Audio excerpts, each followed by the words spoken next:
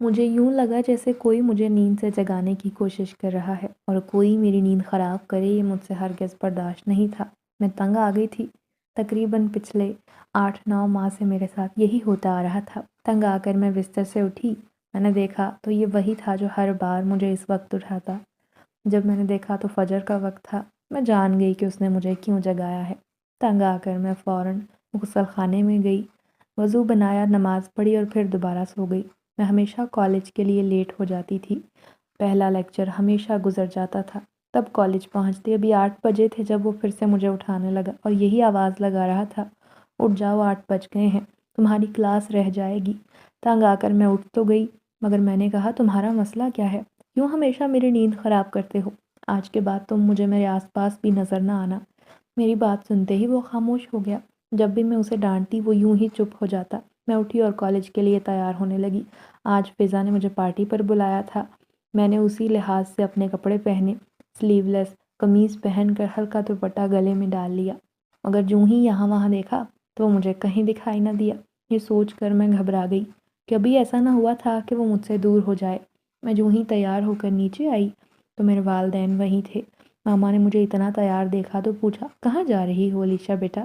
میں نے انہیں بتایا، فضا کی پارٹی ہے، اس نے مجھے خاص طور پر انوائٹ کیا ہے، اسی وجہ سے اتنا تیار ہوئی ہوں، شام تک آ جاؤں گی۔ پھر جلدی جلدی میں نے اپنا بیگ اٹھایا اور ناشتے کے بعد گاڑی کی جانب آ گئی۔ دل بہت اداس ہو گیا تھا کہ کہیں وہ مجھ سے ناراض نہ ہو گیا ہو۔ میں نے تو اس پر بہت زیادہ غصہ کر لیا تھا، مگر اس کی خاطر میں بہت بدل بھی تو گئی تھی۔ مگر اب میں خود کو اتنا بھی نہیں بدل سکتی تھی کہ اپنی پوری زندگی اس کی مرضی کے مطابق ڈھال لیتی۔ یہی سوچ کر میں نے اس کے خیال کو جھٹلایا اور اس وقت تک میں کالج پہنچ گئی تھی۔ وہ ہمیشہ میرے ساتھ کالج میں بھی رہتا تھا، میرے علاوہ کسی کو نظر نہیں آتا تھا۔ میں ادھر ادھر دیکھنے لگی کہ شاید کہیں نظر آ جائے، شاید وہ میری توجہ لینا چاہتا ہے۔ پورا دن اسی کے بارے میں سوچتے ہوئے گزر گیا۔ میں پھر اپنے دوستوں کے ساتھ کلاس میں گئی۔ وہ کلاس میں بھی میرے سامنے ہی ہوتا تھا۔ دل ہی دل میں نے اسے یاد کیا اور اب خود کو کوسنے لگی کہ مجھے اس کی بات ماننی چاہیے تھی۔ تب مجھے کلاس کے بالکل ایک کونے میں وہ نظر آیا۔ اسے دیکھ کر میں مسکرا دی۔ جو ہی میری دوستوں نے میری مسکراہٹ دیکھی تو سب کہنے لگے، کیا ہوا علیشا، آج پھر تم ایسے ہی مسکرا رہی ہو؟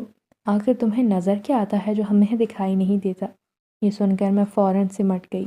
ارے کہا، نہیں نہیں ایسی کوئی بات نہیں، وہ تو بس مجھے کوئی بات یاد آ گئی تھی اسی لیے مسکرانے لگی۔ میں ہمیشہ یہی جھوٹ بولتی تھی تاکہ میری سہیلیوں کو مجھ پر شک نہ ہو۔ میں کسی کو بتانا نہیں چاہتی تھی کہ وہ میرے ساتھ ہے، وہ ہمیشہ میرے ساتھ ساتھ رہتا ہے۔ اس کے بعد ہم لوگ فضا کی پارٹی میں گئے۔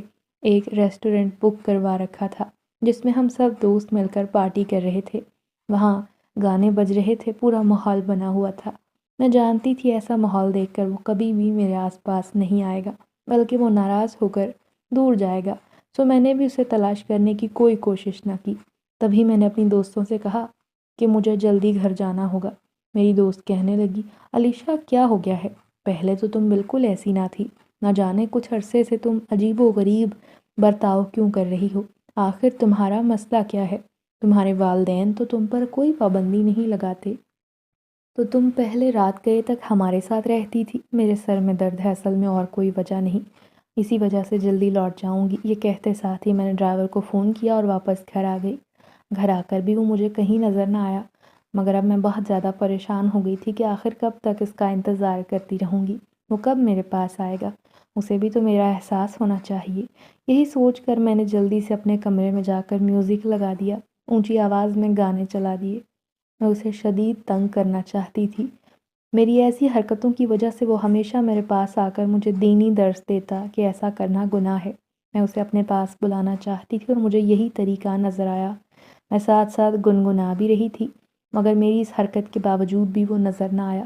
میرا ہر پلان، ہر حربہ ناکام جا رہا تھا۔ تبھی اچانک ماما میرے کمرے میں آئیں اور کہنے لگیں، چلو فرحانہ خالہ کی بیٹی کی شادی کی خریداری پر چلیں۔ میں سن کر تیار ہو گئی، ایک نظر اپنے حلیے پر ڈالی، میں بالکل ٹھیک لگ رہی تھی، اور ہم ماں بیٹی پہنچ گئے شاپنگ کرنے۔ رات گئے تک وہاں رہے اور یوں ہی جب واپس آئی تو بہت زیادہ تھک گئی تھی، ویسے ہی سو گئی۔ مگر جوں ہی 5 بجنے میں تھوڑا وقت باقی تھا، مجھے پھر سے وہی دھیمی آواز سنائی دی، جیسے کوئی میرے کانوں میں سرگوشی کر رہا ہے۔ وہ مجھ سے کہنے لگا اٹھ جاؤ، فجر کا وقت ہو رہا ہے، جلدی سے نماز پڑھ لو۔ اس کی آواز سن کر جیسے میرے دل کو سکون پہنچ گیا۔ پھر جو ہی مجھے یاد آیا کہ کل وہ مجھ سے ملنے نہیں آیا تھا اور مجھ سے ناراض ہو گیا تھا، اسی وجہ سے آج میں نے فیصلہ کر لیا کہ اب میں سے کوئی بات نہیں کروں گی، نہ ہی اس کی بات مانوں گی۔ جان بوجھ کر میں نے کمبل اپنے اوپر اڑا لیا اور دوبارہ لیٹ گئی۔ وہ مجھے بلاتا رہا اٹھ جاؤ، مگر میں نے اس کی ایک نہ سنی اور ڈھیٹ بن کر سو گئی۔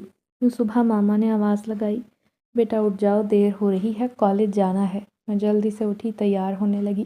آج میں نے جان بوجھ کر پھر سے ہاف بازو پہن رکھے تھے، کیونکہ میں جانتی تھی میرا ایسا کرنے سے وہ ناراض ہوگا، مگر میں اسے ناراض نہیں کرنا چاہتی تھی۔ دراصل میں خود اس سے ناراض تھی اور مجھے یہ لگتا تھا جیسے ایسے کپڑے پہن کر میں اسے یہ احساس دلاؤں گی کہ میں اس سے ناراض ہوں۔ میں کالج تو آ گئی تھی، مگر کالج میں بھی وہ کہیں نظر نہ آیا۔ ایک دن پورا یوں ہی گزر گیا اور یہ پہلی بار تھا کہ وہ مجھے کہیں دکھائی نہ دے رہا تھا، ورنہ وہ روزانہ میرے آس پاس رہتا تھا۔ میری دوستی اس سے بہت پہلے ہوئی تھی، مجھے نہیں پتا تھا کہ میں اس کی عادی ہو جاؤں گی۔ اب وہ مجھے ہر طرف دکھائی دیتا، میں اس کی خوبصورتی میں بہت کھو گئی تھی۔ اس کی سریلی آواز جب بھی کانوں میں گونجتی تو مجھے سکون سا ملتا، اور تو اور وہ مجھے برے کام کرنے سے روکتا تھا۔ اس کی عادت مجھے اچھی لگتی تھی۔ آج تک مجھے میرے گھر والوں نے بھی نہ ٹوکا تھا۔ میرے والدین میری ہر خواہش پوری کرتے، یہاں تک کہ میرے بھائی مجھے سر آنکھوں پر بٹھا کر رکھتے، مگر ایک وہ تھا جو ہمیشہ مجھے نیک اور بھلائی کے اچھے کام کرنے کی عادت ڈالتا اور تلقین کرتا، ہمیشہ نصیحت کرتا۔ اس کی دوستی مجھ سے کچھ سال پہلے ہوئی تھی، جب اچانک میں اپنے دوستوں کے ساتھ ہائیکنگ پر گئی۔ ہائیکنگ کرنے کے دوران اچانک مجھے کسی کی آواز سنائی دی۔ میں نے سب سے کہا کہ رکو ذرا، ایسا لگتا ہے جیسے کوئی پرندہ مشکل میں ہے، دیکھو تو صحیح آواز کتنی عجیب سی ہے۔ سب نے میرا مذاق اڑایا کہ علیشہ اب کیا تم اس پرندے کی خاطر اپنا وقت برباد کرو گی؟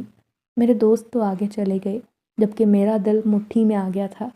میں بہت زیادہ حساس تھی، اسی وجہ سے میں وہیں رک گئی، آواز کی سمت کو تلاش کرنے لگی کہ آواز کس جانب سے آ رہی ہے۔ تھوڑا دور جا کر مجھے وہ نیلا طوطا گرد سے ہٹا ہوا نظر آیا، جس کا وجود خاصا زخمی تھا، وہ تڑپ رہا تھا۔ میرا دل دکھا کہ نہ جانے اسے کیا ہو گیا ہے۔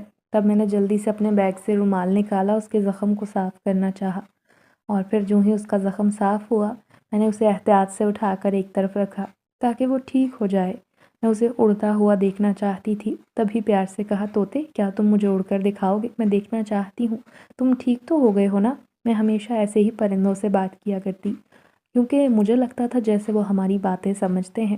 اسی وجہ سے میں نے اپنے باغ میں بے شمار پرندے رکھے ہوئے ہیں، اور تو اور میں نے بلیاں بھی پال رکھی ہیں۔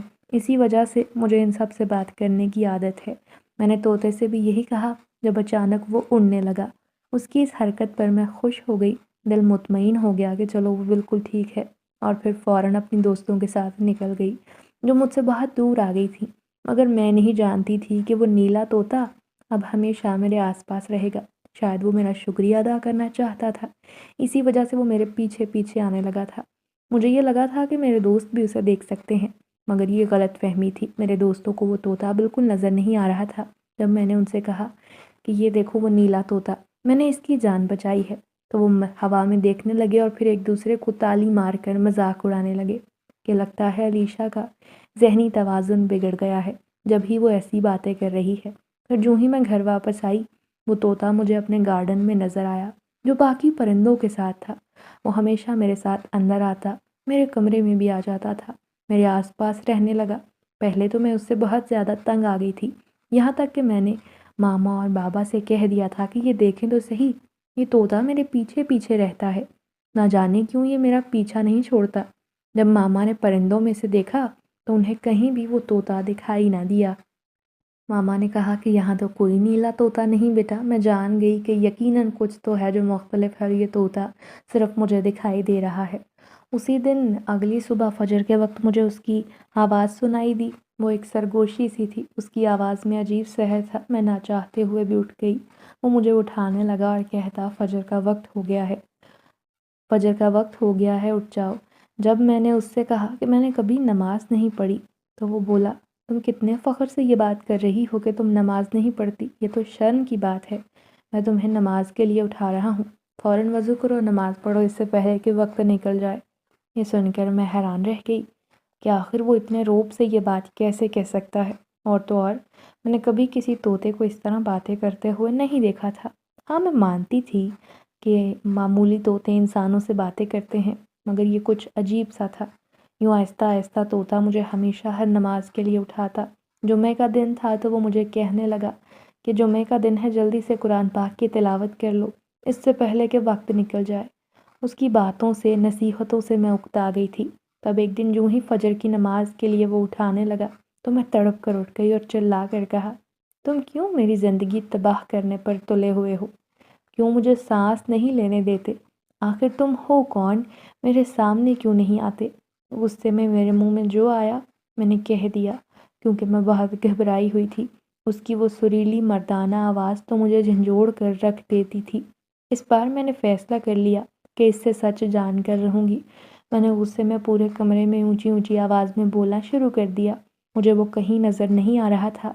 میں ادھر ادھر دیکھ رہی تھی کہ شاید وہ میرے آس پاس ہوگا، مگر وہ کہیں دکھائی نہ دیا۔ جب اچانک میرے کمرے کی لائٹ بند ہو گئی، اس کے بعد مجھے وہ نیلا طوطا چمکتا نظر آیا۔ وہ مجھ سے کہنے لگا، تم ایسی باتیں کیوں کر رہی ہو؟ تم کیوں مجھ پر غصہ ہو رہی ہو؟ کبھی میں نے تمہیں نقصان پہنچانے کی کوشش کی ہے کیا، جو تم اس انداز میں بات کر رہی ہو؟ اس کی بات سن کر میں خوف سے کپ کپانے لگی اور کانپتے ہوئے کہا، آخر تم چاہتے کیا ہو؟ کیوں میرے پیچھے پڑے ہو؟ تب وہ بولا، تم نے میری کتنی مدد کی تھی، تم نے مجھے ایک نئی زندگی دی، اسی وجہ سے اب میں چاہتا ہوں کہ تمہاری زندگی کو بہتر بنا سکوں اور تمہیں سیدھے راستے پر لاؤں۔ اس کی بات سن کر میں سارا معاملہ سمجھ گئی تھی۔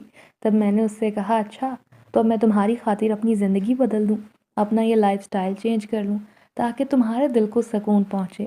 مگر میں ایسا ہرگز نہیں کروں گی۔ سمجھ جاؤ، تم جو کوئی ہو، آج کے بعد میرا پیچھا کرنا چھوڑ دو۔ دوسری طرف وہ مجھ سے بولا، میں جانتا ہوں تمہاری خواہش کیا ہے۔ میں نے تیکھی نظروں سے اس نیلے طوطے کو دیکھا اور پھر پوچھا، کیا ہے میری خواہش؟ تمہیں کیسے پتا کہ میری خواہش کیا ہے؟ وہ کہنے لگا، تمہاری یہ خواہش ہے نا کہ تم ہیروئن بننا چاہتی ہو۔ یہ سن کر تو میرے پیروں تلے سے زمین نکل گئی، کیونکہ وہ سچ بول رہا تھا۔ یہی تو میری خواہش تھی کہ میں ہیروئن بنوں اور شہرت حاصل کروں۔ ہاں یہ میری خواہش ہے۔ وہ بولا، اگر تم سیدھے راستے پر آ گئی اور وہی کرتی رہی جو کہوں گا تو میں تمہاری یہ خواہش پوری کر سکتا ہوں۔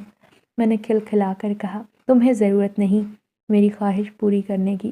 میرے والدین ہیں نا، وہ مجھے بہت سپورٹ کرتے ہیں اور میں اسی طرح ہیروئن بن جاؤں گی۔ نہیں تم اس طرح ہیروئن نہیں بن پاؤ گی۔ تم نے اپنا رزلٹ دیکھا ہے، تمہیں تو کوئی سلیکٹ بھی نہیں کرے گا۔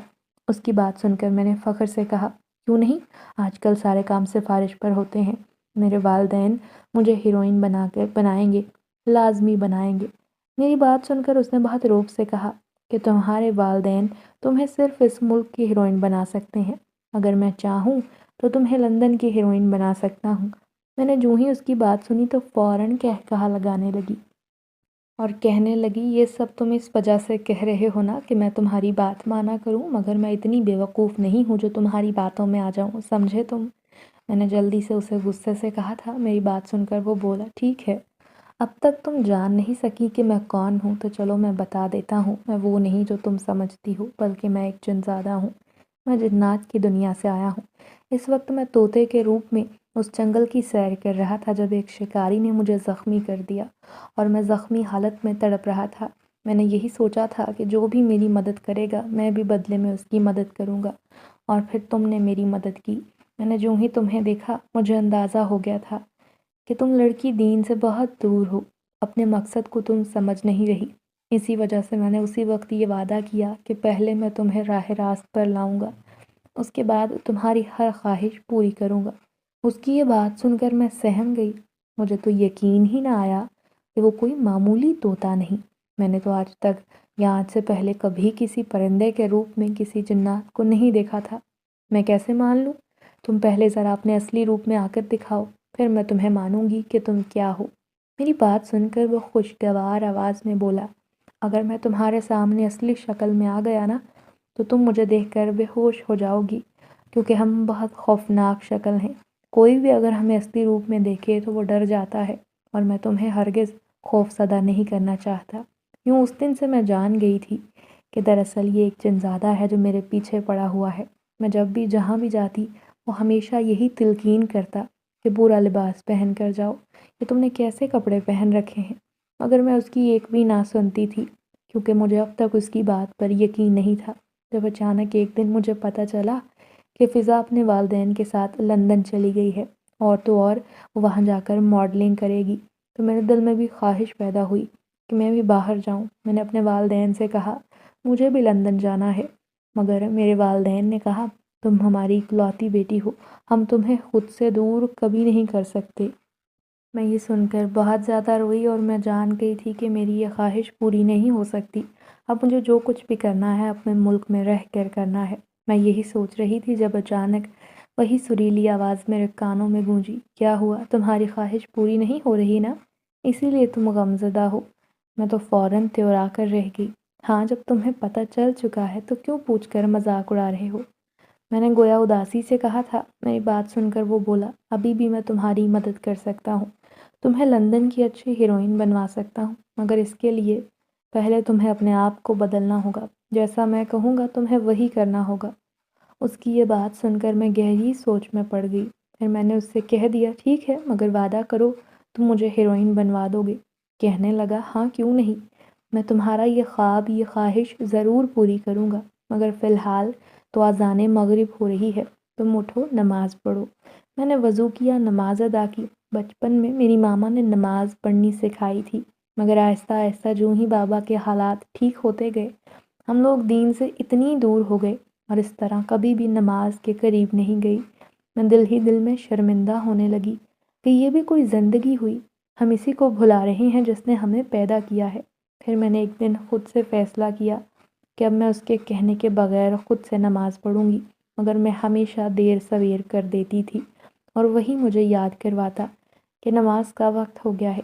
اس طرح میں جب بھی اپنی کسی پارٹی میں جاتی وہ مجھے تلقین کرتا کہ یوں پارٹیوں میں جانا اچھی بات نہیں، یہ گناہ کا کام ہے۔ میں نے کہا میں لڑکوں کی پارٹی میں نہیں جا رہی، میری سہیلیوں کی پارٹی ہے نا۔ تو وہ بولا وہاں لڑکے بھی تو ہوں گے نا، وہاں جو گانے بجیں گے، کیا اسلام میں اس سب کی اجازت ہے؟ اس کی اس بات نے مجھے گہری سوچ میں مبتلا کر دیا۔ لیکن اگر میں وہاں نہ گئی تو میرے دوست کیا کہیں گے کہ میں کس طرح کی ہو گئی ہوں؟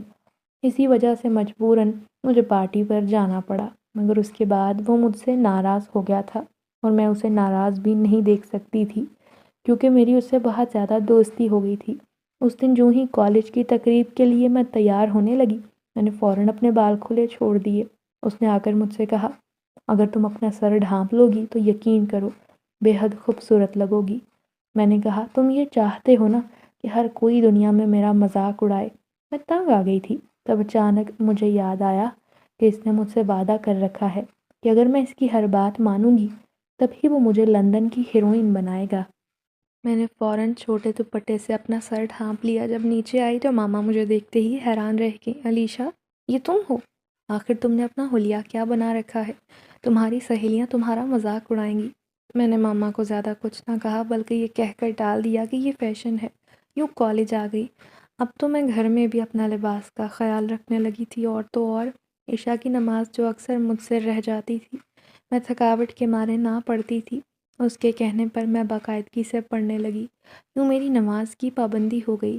ایک دن ماما نے مجھے نماز پڑھتے دیکھ لیا تھا، وہ تو بہت زیادہ گھبرا گئی، جلدی سے بابا کے پاس گئیں اور کہا اس کے ساتھ کوئی روحانی مسئلہ ہے، ہمیں کسی پیر فقیر سے اس کا علاج کروانا چاہیے۔ بابا بھی گھبرا کر بولے کہ اب وہ نماز پڑھ رہی ہے تو اس کا مطلب یہ تھوڑی ہے کہ اسے روحانی مسئلہ ہے۔ جب ماما نے کہا آج کل ایسا ہی ہوتا ہے، جو بندہ دین سے زیادہ قریب ہو اس کے ساتھ یقیناً کوئی روحانی مسئلہ ہوتا ہے، ہمیں ایک بار اس کا فقیر سے علاج کروا لینا چاہیے۔ ان کی باتیں سن کر میں گھبرا گئی، اگر انہیں میرے اس ماورائی دوست کی سچائی کا پتہ چل گیا تو میرا تو لندن جانے کا خواب ادھورا رہ جائے گا، پھر وہ میری خواہش کیسے پوری ہوگی؟ مجھے اس بات کی کوئی دلچسپی نہ تھی کہ وہ پکڑا جائے گا یا نہیں، بس مجھے ڈر تھا کہ میں لندن جانے سے نہ رہ جاؤں۔ اسی وجہ سے میں نے اسے ساری سچائی بتا دی۔ وہ کہنے لگا اگر تم چاہو تو اپنے والدین کو روک سکتی ہو، ورنہ اگر انہیں پتہ چل گیا کہ میں ہمیشہ تمہارے آس پاس رہتا ہوں تو میں تمہارا خواب پورا نہیں کر سکوں گا۔ اس کی بات سن کر میں پریشان ہو گئی اپنے والدین کے پاس گئی اور کہا، آپ مجھے فقیر کے پاس لے کر جانا چاہتے ہیں، مگر وجہ کیا ہے؟ کیا میں پاگل ہو گئی ہوں یا میرے ساتھ کوئی مسئلہ ہے؟ میں نے غصے سے کہا۔ پھر وہ دونوں بے یقینی سے ایک دوسرے کو دیکھنے لگے۔ نہیں علیشا بیٹی، ایسی بات نہیں۔ میں نے کہا، میں نے آپ کی ساری باتیں سن لی ہیں۔ آپ کو لگ رہا ہے کہ نماز پڑھنے کی وجہ سے میرے ساتھ کچھ ہو رہا ہے، کتنی غلط بات ہے، جبکہ میں تو صرف اور صرف اللہ کے قریب رہنا چاہتی ہوں، کیونکہ میں جان گئی ہوں میرے سارے خواب ایسے ہی پورے ہوں گے جب میں اللہ سے دعا کروں گی، ہے نا؟ اور اللہ سے دعا تو عبادات کے ذریعے کی جاتی ہے، اسی وجہ سے میں نے فیصلہ کیا ہے کہ اب میں اللہ کے بتائے گئے راستے پر چلوں گی۔ میرے والدین تو یہ سن کر ہکا بکا تھے، وہ یقینی سے ایک دوسرے کو دیکھنے لگے۔ میں نے جو ہی سامنے دیکھا وہ نیلا طوطا مجھے ہی دیکھ رہا تھا۔ وہ خوشی سے میرے پاس آیا اور میرے ارد گرد چکر لگانے لگا۔ وہ جب بھی خوش ہوتا تھا تو یہی کرتا۔ میں جان گئی کہ وہ میرے اس عمل کی وجہ سے بہت زیادہ خوش ہوا ہے۔ یوں میں آہستہ آہستہ اس کے بتائے گئے سارے کام کرتی۔ میرا کالج کا آخری سیمیسٹر آ گیا تھا۔ ہمارا فائنل پروجیکٹ جاری تھا۔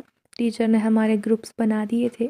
میرے گروپ میں ایک لڑکا بھی تھا جو امیر کبیر گھرانے سے تعلق رکھتا تھا۔ میں جانتی تھی وہ مجھے پسند کرتا ہے۔ جب میں نے گھر آ کر والدین کو بتایا تو وہ تو خوش بھی ہو گئے اور کہنے لگے، تمہارا پروجیکٹ بہت اچھا جائے گا کیونکہ وہ لڑکا بھی ذہین ہے۔ مگر میں جھنجھلا گئی کیونکہ جانتی تھی یہ عمل اسے پسند نہیں آئے گا۔ جب میں کمرے میں پہنچی تو وہ طوطے کے روپ میں ایک ہی جگہ بیٹھا تھا، مجھ سے ناراض تھا۔ میں چپ چاپ اپنے کام میں مصروف ہو گئی۔ اچانک میرے کانوں کے قریب سرگوشی ہوئی کہ تم نے اچھا نہیں کیا۔ کیوں تم نے علی کو اپنے گروپ میں شامل کیا؟ وہ لڑکا ہے، اور اگر تمہاری صرف لڑکیوں کے ساتھ گروپنگ ہوتی تو بہتر ہوتا۔ یہ بات سن کر میں تو سر تھام کر رہ گئی کہ اب یہ کام ٹیچر نے کیا ہے، اس میں میرا کیا قصور ہے؟ میں اسے گروپ سے نکال نہیں سکتی۔ مگر اگلے ہی پل اس نے کہا کہ مجھے علی بالکل پسند نہیں، مجھے ایک آنکھ نہیں بھاتا، تم کچھ بھی کر کے اسے گروپ سے نکالو، بس میں یہی چاہتا ہوں۔ مجھے اس کی یہ بات سن کر عجیب بھی لگا کہ آخر وہ مجھ سے چاہتا کیا ہے۔ میں نے کہا، یہ بات میں نہیں کر سکتی کیونکہ یہ میرے بس میں نہیں، مگر وہ میری بات کو سمجھنے کی کوشش میں ہی نہ تھا۔ میں نے اس کی یہ بات نہ مانی کیونکہ میں اس کی ہر بات مانتی تھی، ہمیشہ اسے بھی یہ کہہ کر مناتی کہ دیکھو میں نے تو تمہاری ہر بات مانی ہے، اب تمہیں خود ہی نماز پڑھنی ہوتی ہے، اب تو میں خود نماز پڑھتی ہوں، اور تو اور میں نے اپنے لباس کا بھی خیال رکھا ہے، بہت احتیاط کرتی ہوں ہر معاملے میں، اب تمہیں مجھ سے اور کیا چاہیے؟ علی کو اپنے گروپ سے نکالنا میرے بس کی بات نہیں، مگر پھر بھی وہ ان سے ناراض رہتا تھا۔ جب ایک دن پروجیکٹ کے لیے ہمیں علی کے گھر جانا تھا، میں بھی اس کے گھر چلی گئی۔ حالانکہ مجھے اس نے بہت منع کیا تھا کہ تم ایسا نہ کرو، لیکن اگر میں نہ جاتی تو میرے نمبر کٹ جاتے، اور میں ہرگز نہیں چاہتی، اسی وجہ سے میں علی کے گھر گئی۔ میری باقی دوستیں بھی تو تھیں، مجھے اس بات کی تسلی تھی۔ میری دوستیں جلدی چلی گئیں جبکہ میں ڈرائیور کا انتظار کر رہی تھی۔ ڈرائیور کے آنے میں ابھی وقت تھا، یوں میں علی کے گھر پر رکی رہی جب اچانک اس کے گھر میں لائٹ چلی گئی۔ یہ دیکھ کر میں بہت گھبرا گئی۔ میں نے موبائل کی ٹارچ کو آن کرنا چاہا، مگر جب دیکھا میرے موبائل کی چارجنگ ختم تھی اور میرا موبائل بند ہو چکا تھا۔ میں اندھیرے میں بیٹھی تھی جب اچانک مجھے لگا جیسے اس کمرے کا دروازہ کھلا ہے۔ اس وقت تو میں گیسٹ روم میں براجمان تھی۔ دروازہ کھلنے پر کوئی اندر آیا۔ وہ وجود محسوس کرتے ہی میں ڈر گئی۔ میں نے جلدی سے کہا، کون ہے وہاں؟ کوئی اندر آیا ہے کیا؟ مگر کسی نے کچھ نہ کہا۔ جب اگلے ہی پل وہ میرے قریب آنے لگا تو یہ دیکھ کر میں ڈر سے کانپنے لگی۔ میرا وجود سن ہو گیا تھا۔ میں وہاں سے اٹھ کر دوسری طرف چلی گئی، مگر وہ جو کوئی بھی تھا وہ مزید قریب آنے لگا۔ اس سے پہلے میں نے اسے اگلے ہی پل دھکا دے کر خود سے دور دھکیلا اور سختی سے کہا، جو بھی ہو دور ہو جاؤ، ورنہ میں تمہیں جان سے مار دوں گی۔ میں نے دانت پیس کر کہا، مگر اس ڈھیٹ کو کوئی اثر نہ ہو رہا تھا۔ اس نے میرے ہاتھ تھام کر عجلت میں کہا، کب سے اس وقت کا انتظار کر رہا تھا، تم جانتی ہو نا، میں تو صرف اور صرف اسی وجہ سے تمہارے گروپ میں آیا تھا کہ تمہیں حاصل کر سکوں، اور دیکھو آج تم خود میرے گھر آ گئی ہو، اب تم یہاں سے کہیں نہیں جا سکتی علیشا۔ اس کی یہ بات سن کر میرے تو چھکے چھوٹ گئے۔ میں جان گئی کہ یہ علی ہے جو اپنے شیطانی مقاصد کی خاطر میرے قریب آیا ہے۔ میں نے کبھی بھی جاننے کی کوشش نہ کی تھی کہ اس کا اصل مقصد کیا تھا، اور اب مجھے سمجھ آ گیا تھا کہ مجھے میرا دوست کیوں روک رہا تھا کہ اس سے مت ملنا، اس کے پاس نہ جانا۔ اب میں خود کو کوسنے لگی تھی میں خود کو چھڑوانے کی کوشش کر رہی تھی مگر وہ مجھ پر حاوی ہوتا رہا اس سے پہلے کہ وہ کچھ کرتا، جب اچانک علی کی زبان سے چیخ نکلی اور اس کے ساتھ ہی وہ مجھ سے دور ہو گیا۔ نہ جانے وہ کون تھا جو علی پر حملہ آور تھا۔ اندھیرا ہونے کی وجہ سے میں اسے دیکھ نہ پائی مگر اس کی خطرناک اور بھاری آواز سن کر لگ رہا تھا کہ یہ میرا دوست ہی ہے جس نے میری مدد کی ہے۔ اس کے بعد اچانک کسی نے میرا ہاتھ تھاما اور مجھے وہاں سے لے کر باہر لے آیا۔ جب میں اجالے میں آئی میں نے اس خطرناک وجود کو دیکھا تو میرا دماغ کام کرنا چھوڑ گیا۔ میں تب ہی بے ہوش ہو گئی۔ مجھے جوں ہی ہوش آیا تو میں اس وقت اپنے کمرے کے بستر پر موجود تھی۔ میرے ساتھ جو کچھ ہوا تھا اسے یاد کر کے ایک چیخ کے ساتھ میں خود میں سمٹ گئی تھی جب اچانک میرے کانوں کے قریب سرگوشی ہوئی، تم جو کوئی ہو، تم جو کچھ ہوا اسے بھول جاؤ، بالکل ایسے جیسے وہ برا خواب تھا، اور فکر نہ کرو تمہارے ساتھ کچھ نہیں ہوا، میں نے تمہیں بچا لیا ہے اس بار، مگر آئندہ مہربانی کر کے دھیان رکھنا۔ میں نے اس کا شکریہ ادا کیا اور رونے لگی جب میں نے اس سے کہا میرے والدین کیا کہیں گے، میں یہاں کیسے آئی؟ وہ کہنے لگا کسی کو نہیں پتا کہ تمہارے ساتھ کیا ہونے والا تھا، تمہارے پیرنٹس اپنے کمرے میں ہیں، میں بس تمہیں اپنی طاقت کے ذریعے یہاں لے آیا ہوں۔ میں نے اس کی بات سنی تو فوراً ایک سحر میں جکڑ گئی۔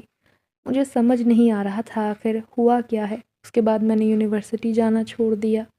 اگر وہ میرے ساتھ نہ ہوتا تو نہ جانے علی کیا کیا کر لیتا، اور پھر کیا میرے والدین میرا یقین کرتے؟ ہرگز نہیں، کیونکہ اس وقت علی میرے گھر نہیں بلکہ میں اس کے گھر پر تھی۔ کوئی میری بات کا یقین نہ کرتا، ہر کوئی مجھ پر بد کردار ہونے کا الزام لگاتا تاکہ میرا ہی کردار برا تھا۔ یہ سوچ کر میرے تو رونگٹے کھڑے ہو گئے تھے۔ میں نے فوراً وضو کیا، جائے نماز بچھا کر بیٹھ گئی۔ اللہ سے میں نے رو رو کر دعا مانگی کہ اللہ تو نے میری عزت بچا لی، تیرا بہت شکر ہے۔ میں گھنٹوں سجدے میں سر دیے روتی رہی، شکر ادا کرتی رہی۔ بہت سکون ملا تھا۔ اس کے بعد میں نے کالج جانا چھوڑ دیا تھا۔ امی بھی مجھ سے کہنے لگیں علیشا کیا ہو گیا ہے، ایسا برتاؤ کیوں کر رہی ہو، اور اب میں تمہیں کسی سے باتیں کرتے ہوئے بھی نہیں دیکھتی، ہوا کیا ہے؟ کل میں نے غور کیا تھا تم کسی سے باتیں کر رہی تھی مگر تمہارے سامنے کوئی نہیں تھا، تم کس سے بات کر رہی تھی؟ انہوں نے جب سختی سے پوچھا تو میرے چہرے کا رنگ اڑ گیا۔ اب میں انہیں کیا کہوں، میں جنزادے سے باتیں کر رہی تھی مگر آپ کو وہ نظر نہیں آیا۔ میں نے ماما سے کہا کیا اب آپ مجھ پر شک کر رہی ہیں کہ میں خود سے باتیں کرتی ہوں؟ دراصل انسان کو خود سے بات کرنی چاہیے، اس طرح خود اعتمادی بڑھتی ہے۔ میں نے فوراً بات بنا کر ماما کا دھیان بٹانا چاہا مگر نہیں۔ اگلے دن ماما نے کہا میں تمہیں اپنی سہیلی کے ہاں لے کر جاتی ہوں۔ ماما کی بات سن کر میں تیار ہو گئی، سادہ کپڑے پہنے، دوپٹے سے سر کو ڈھانپ لیا۔ مجھے اس حلیے میں دیکھ کر وہ تو سر تھام گئی مگر کچھ نہ کہا۔ میں ان کے ساتھ گاڑی میں بیٹھ گئی۔ کچھ دیر بعد وہ عجیب سی گلیوں میں لے جا رہی تھی۔ ماما آپ کی سہیلی یہاں کب آ گئی؟ آپ کی دوستوں کے تو گھر بہت بڑے بڑے ہوتے ہیں نا، مگر یہ گلیاں تو عجیب سی ہیں۔ انہوں نے میری بات کا کوئی جواب نہ دیا، نہ جانے وہ کہاں لے کر آئی تھی۔ مجھے کچھ دیر بعد احساس ہو گیا تھا کہ انہوں نے مجھ سے جھوٹ بولا تھا اور وہ مجھے پیر کے آستانے پر لے کر جا رہی تھی تاکہ وہ حقیقت کھول کر ان کے سامنے رکھ دے۔ ماما وہاں لے کر گئیں تو میں غصہ ہو گئی۔ میں واپس آنا چاہا مگر انہوں نے کہا خبردار اگر تم یہاں سے کہیں بھاگی، آج تو میں یہ راز جان کر رہوں گی تمہارے ساتھ مسئلہ کیا ہے۔ ماما میں بالکل ٹھیک ہوں، آپ کب سے توہم پرستی پر یقین کرنے لگی؟ آپ نے مجھے مایوس کیا ہے، جلدی چلیں ہمیں واپس جانا چاہیے۔ میں ضد میں آ گئی تھی، میں جانتی تھی اگر اس پیر نے ساری حقیقت ماما کو بتا دی تو میرا دوست مخلص مجھ سے دور ہو جائے گا، اور ایسا اب میں دل سے نہیں چاہتی تھی کہ وہ دور ہو، مگر میری ماں کو کوئی احساس نہ تھا۔ میں نے تنگ آ کر کہا اگر آپ میری بات کا یقین کریں گی تو آپ کو سچائی خود ہی بتا دوں گی، مگر میری ایک شرط ہے۔ وہ مجھے حیرت سے دیکھنے لگی علیشا یہ سب کب سے ہو رہا ہے؟ میں جانتی ہوں جو تمہارے ساتھ مسئلہ ہے اس کا علم تمہیں خود بھی ہے، مگر تم نے ہم سے چھپایا، آخر تم نے ایسا کیوں کیا بیٹا؟ میں نے سر جھکا کر کہا یہاں سے گھر چلے میں آپ کو سب بتا دوں گی، اور یوں ماما مجھے گھر لے آئیں۔ میرے والدین لاؤنج میں بیٹھے تھے، بھائی وہیں آ گیا جب میں نے اچانک اونچی آواز میں جنزادے کو بلایا اور کہا تم جہاں بھی ہو ان سب کے سامنے آؤ، میں آج انہیں سچائی بتاؤں گی۔ میں نے اتنا ہی کہا تھا کہ وہ طوطے کے روپ میں آ گیا۔ اس نیلے طوطے کو دیکھ کر گھر والے حیران رہ گئے اور وہ دوبارہ غائب ہو گیا۔ گھر والوں کو سمجھ نہیں آ رہا تھا یہ کیا ہے، علیشا یہ سب کیا ہے؟ جب میں نے انہیں سچائی بتائی کہ اصل بات یہ ہے کہ یہ جنزادہ ہے، میں نے اس کی مدد کی، اس کی جان بچائی، اسی وقت سے اس نے مجھے سیدھے راستے پر لگایا ہے، اس نے مجھے بالکل بدل دیا ہے۔ میرے بدلاؤ کی اصل وجہ، اصل ذمہ دار یہی ہے جو طوطے کے روپ میں ہمیشہ میرے ساتھ رہتا ہے۔ کسی اور کو تو وہ نظر نہیں آتا۔ یہی ہے جو مجھے فجر کے وقت جگاتا ہے اور یہی مجھے پورا لباس پہننے کی ہدایت کرتا ہے۔ اس کی وجہ سے میں بالکل بدل گئی ہوں۔ والدین حیرت سے دیکھ رہے تھے۔ بھائی بالکل سن ہو چکا تھا۔ میں نے مزید ان سے کہا، میں اس کی باتوں پر عمل نہیں کرنا چاہتی تھی، مگر بدلے میں اس نے کہا تھا کہ وہ میری ہر خواہش پوری کرے گا، تو میں اس کی ہر بات مانتی گئی۔ اور تو اور جب میرا علی کے ساتھ گروپ بنا تو میں کام کے سلسلے میں اس کے گھر بھی گئی، مگر اس خبیث نے میرا فائدہ اٹھانا چاہا۔ تب اسی نے مجھے علی سے بچایا تھا، ورنہ آج میرا کیا حال ہوتا آپ سوچ بھی نہیں سکتے بابا۔ یہ کہتے ہی میں رونے لگی۔ وہ دونوں جان گئے تھے کہ علی کی حقیقت کیا ہے۔ ماما بابا نے مجھے گلے سے لگایا اور دل ہی دل میں اس کا شکریہ ادا کرنے لگے کہ اگر وہ نہ ہوتا تو نہ جانے ان کی بیٹی کے ساتھ کیا ہوتا۔ میرے بھائی کو علی پر غصہ آیا اور اس نے ٹھان لیا تھا کہ وہ علی کو نہیں چھوڑے گا۔ جب ماما نے کہا کہ نہیں، اب ہم تمہیں اس کے ساتھ بالکل نہیں رکھیں گے، اس جن کو تمہیں چھوڑ کر جانا ہوگا، اس سے کہو یہ اپنی دنیا میں لوٹ جائے۔ میں نے کہا نہیں ماما، میں اسے واپس نہیں بھیج سکتی، مجھے اس کے ساتھ کی عادت ہو گئی ہے۔ میں صرف اور صرف اپنے فائدے کے لیے اسے واپس نہیں بھیجنا چاہتی، بلکہ میں دل سے چاہتی ہوں کہ یہ ہمارے ساتھ رہے۔ جب بھی یہ میرے آس پاس نہیں ہوتا، موجودگی کو ظاہر نہیں کرتا، میں بے چین ہو جاتی ہوں۔ میں جانتی ہوں میں اس کے بغیر نہیں رہ سکتی۔ ماما نے میری حالت دیکھی تو پریشان ہو گئی۔ بابا کا کہنا تھا کہ اگر یہ اس کے ساتھ رہنا چاہتی ہے اور واپس نہیں بھیجنا چاہتی تو برائی کیا ہے، وہ تو اسے سیدھے راستے پر لے کر آیا ہے۔ خیر، میرے پیرنٹس نے اجازت دے دی کہ اب یہ تمہارے ساتھ رہ سکتا ہے۔